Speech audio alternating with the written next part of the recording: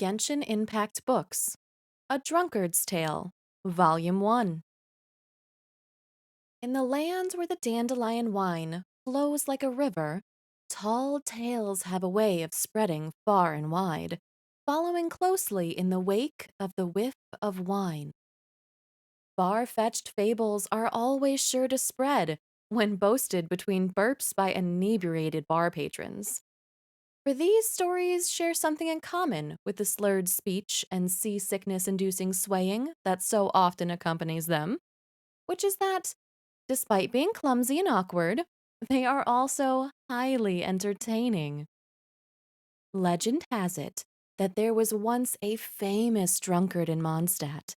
It was said that he could hold his alcohol as well as any hunter from Springvale in the off-season.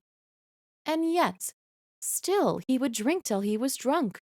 Every time that he drank, he would not budge so much as an inch back from the bar at the tavern until not a single mora was left in his coin pouch, and not a single drop of wine remained in his glass.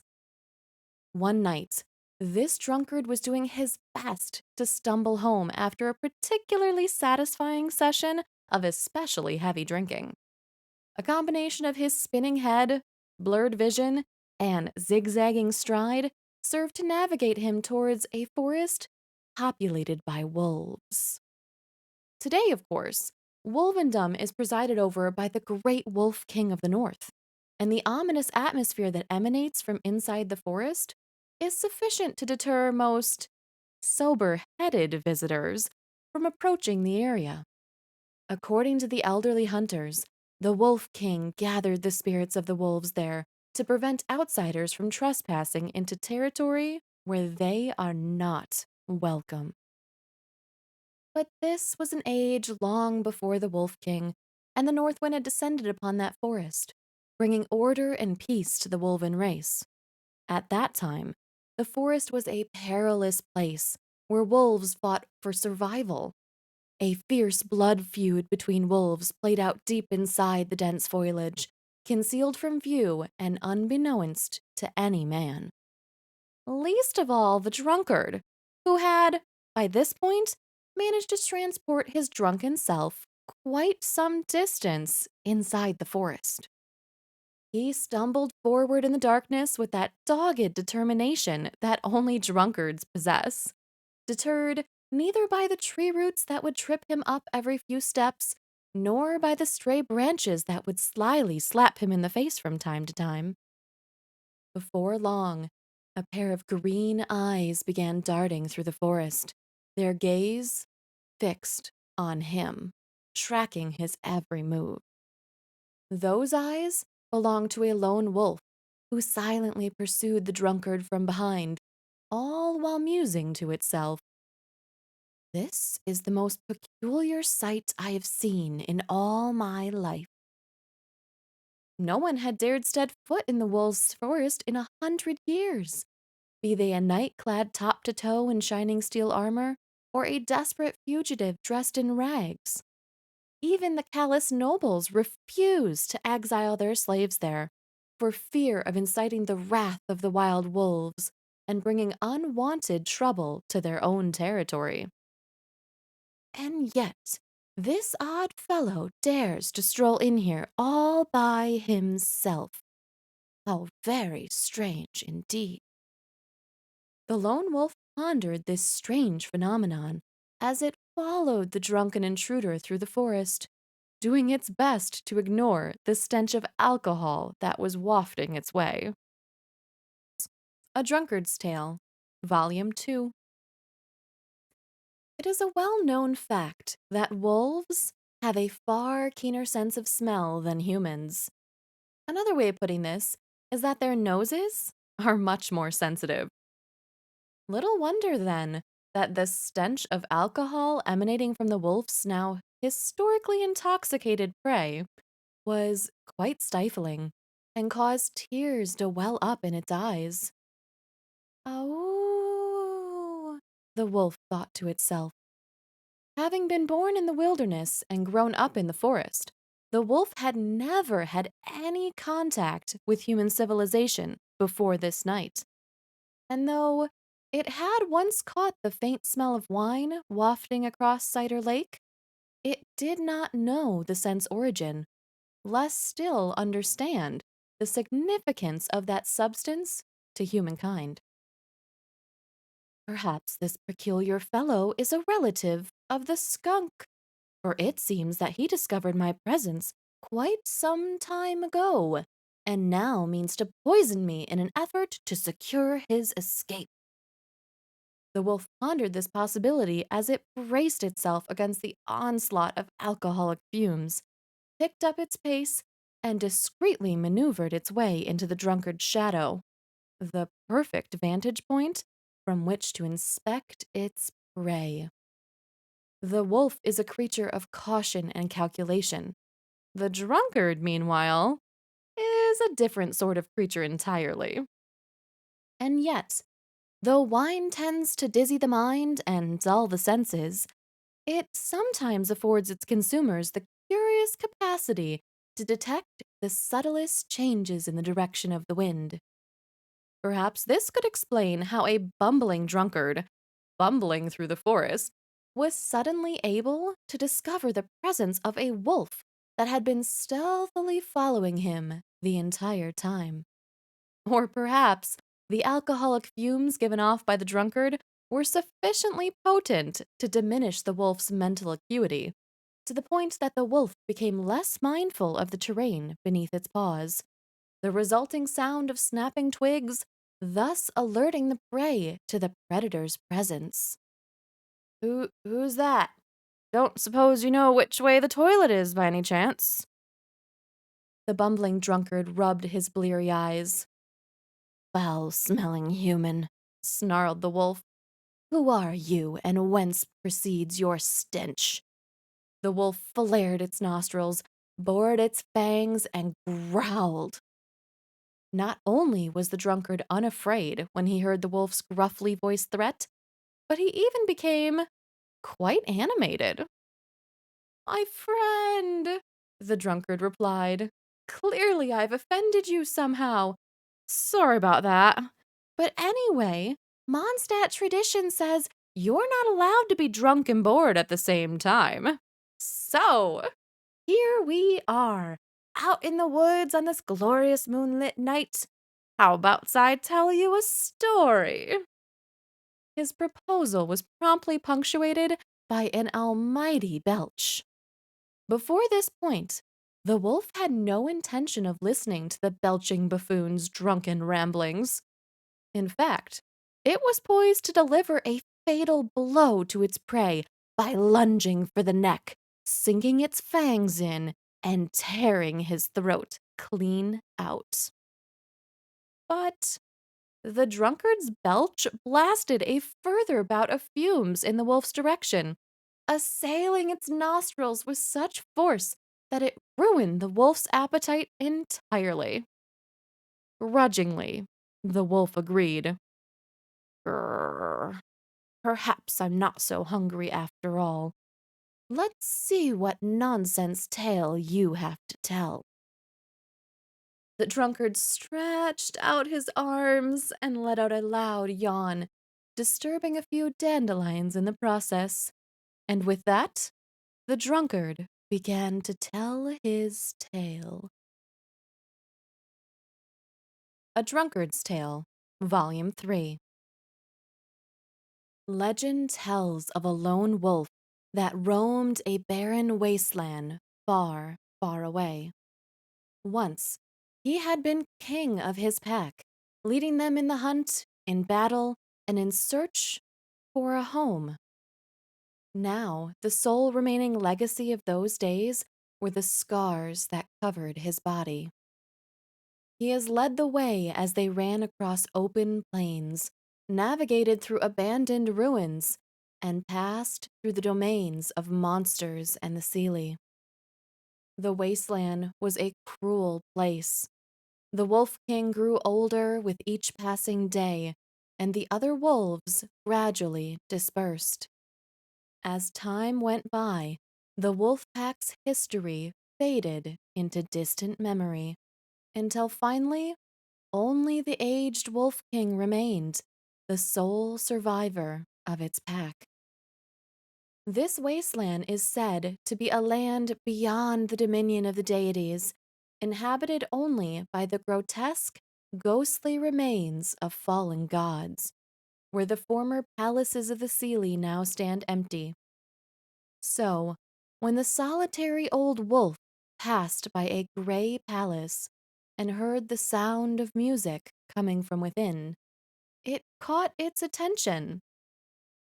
Never before have I heard a sound so pleasing to the ears, whether it be a song of bird or insect, that it stays the pangs of hunger in my starved stomach as this tune does. Intrigued, the wolf stepped inside the gray hall, trod across the overgrown weeds, and passed by a broken sarcophagus on which a portrait of the deceased ruler was still clearly visible. Finally, he came to an inner room where he saw a fair maiden strumming at her instrument. Her skin was ashen white, and her head was bowed down, her slender fingers gently stroking the fragile strings of the lute as she played a long forgotten and mournful melody. The wolf sat down in front of the pale young maiden and forgot all about the pain of hunger, thirst, and loneliness for a short while, as it listened in silence to her song. The chirping of insects on a long gone autumn night is the chorus of exiles singing mankind's most ancient song as they live out their plight. Stripped of all that the body once held close and the soul once held dear, song and memories are all that now remain of yesteryear. The last singers, the first Seelie, they played their final tune in the halls of angels. The tiny Seelie playing in the forest were also drawn to the young maiden's tune and flocked to her to pay their respects. "What is this song that you play?" the wolf asked, puzzled, for it understood every line, every word, every syllable she spoke. And yet, hers was a language that it had never heard before, quite unlike any other living being. "A song of the Seelie," replied the pale young maiden in a soft voice. "Long, long ago, we wrote this song for the human savages, yet now we sing it to mourn our own fate." The wolf began to sing along, albeit clumsily, to the maiden's tune. The wolf's voice was husky and broken, filled with a lifetime of sorrow. "What are you singing?" the maiden asked the wolf. "This is our song," responded the wolf. "It sounds ghastly." The maiden made no attempt to soften her criticism as she continued to caress the lute strings. "But you are welcome to sing along with me all the same." And so, a shared chorus sung by fair young maiden and weary old wolf filled the chambers of the long abandoned palace. It is said that to this day, adventurers who pass by this place still hear a strange yet harmonious melody sounding from within. And then the story ends here. The wolf licked its lips, somewhat ruefully, and then said, "I suppose I shall tell you a story now." And with that, the wolf cleared its throat and began to tell its tale. A Drunkard's Tale, Volume 4. Legend has it that the first wine of Mondstadt was brewed in the age when the north wind howled, in the age when the kings of ice and frost fought for dominion. Mondstadt's forebears brewed rudimentary wine from wild fruits, even as they shivered in the biting cold. They did so to ease the pain of their frostbitten fingers and to give them the courage to face the harsh and unforgiving ice. For at that time, the land of Mondstadt was engulfed by ice and snow, and the dandelions had not yet reared their heads.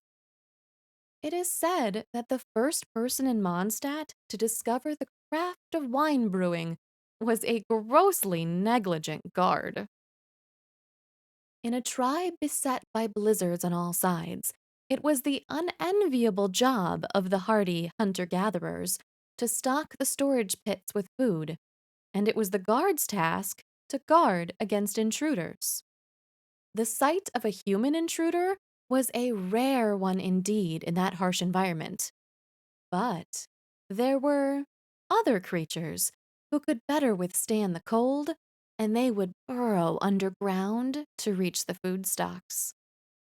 The rules of the tribe were that one person should inspect the storage pits at all times, filling in any mouse holes discovered, or better still, catching them red handed in the act of pilfering, to keep the tribe's food supplies at plentiful levels.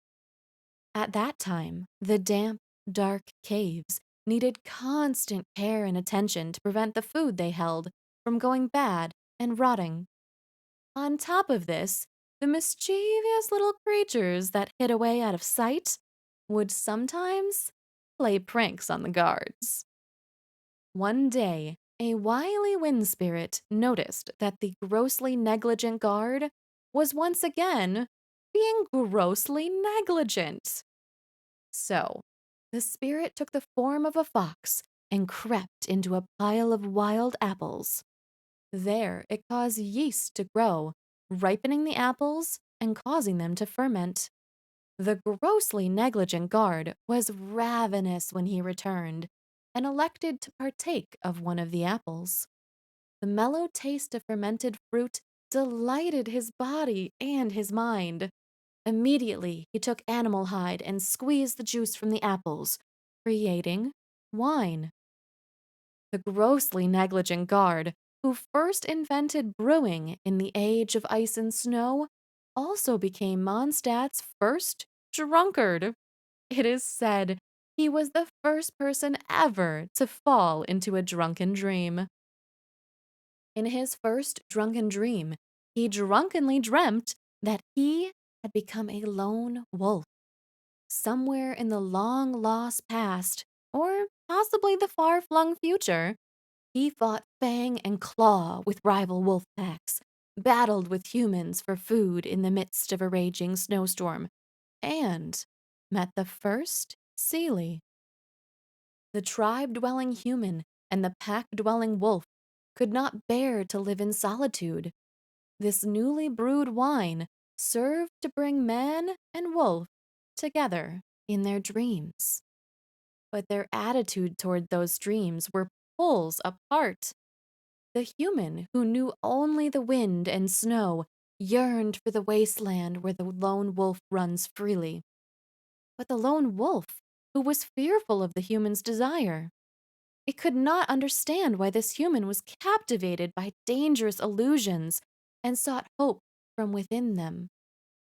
What concerned the wolf even more was that when in a drunken human dream, it could no longer distinguish whether it was a wolf or a human with a wolven spirit. So the wolf swore an oath never to touch the human's poison again, to resist the allure of wine. Wolves are not the children of the wind, and the land of wine and song is not their home. So the wolves left the human's domain and settled far off in the wilderness and deep in the mountain forests, places where the scent of wine could not reach them. What you humans call wine, we wolves call the abyss, the wolf haughtily concluded. But as the wolf turned towards the drunkard to say this line, it discovered that the drunkard was now lying fast asleep on a bed of pine branches. The wolf was most displeased and violently expelled a puff of air from its nostrils before leaving the still pungent pile of sleeping human to his business and going on its way.